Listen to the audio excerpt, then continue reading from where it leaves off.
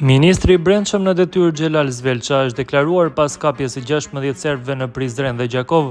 Ai ka bërë të ditur dhe thotë se hetimet paraprake kanë konfirmuar se një zyrtar i policisë serbe me gradë të togerit policor ka lidhje të afërta familjare me antarin e grupit terrorist të Banjskës, Nemanja Radivojević, Novka Gandi. Sipas veçlës, grupi ishte i ndarë në 4 automjete me targa të Kragujevcit të Serbisë. Sipas të dhënave fillestare, ministri në detyrë thotë se dyshohet se këto grupe kishin për qëllim mbledhjen e informacioneve përcaqe të mundshme, pasi janë gjetur dëshmi të ndërlidhjes me strukturat e inteligjencës ushtarake serbe, si edhe me antarë të grupit terrorist të Banjskës.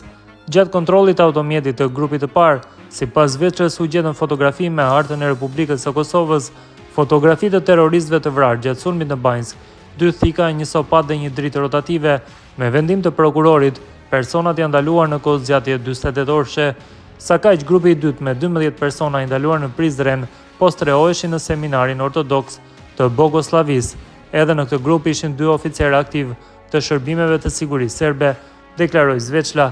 Zveçla më tutje thotë se hetimet paraprake kanë konfirmuar se një zyrtar i policisë serbe me gradën e togerit policor ka lidhje të afërta familjare me antarin e grupit terrorist të Banjskës. Ky i fundit është i afërt i Vladimir Radivojević, Novka Mami, i cili është i dyshuari kryesor për vrasjen e rreshterit policor të Kosovës Afrim Bunjaku.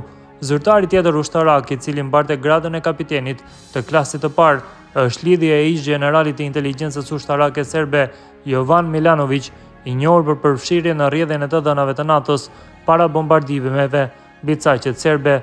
Sipas veçës, grupi ishte i ndarë në 4 automjete me targa të Kragujevcit të Serbisë.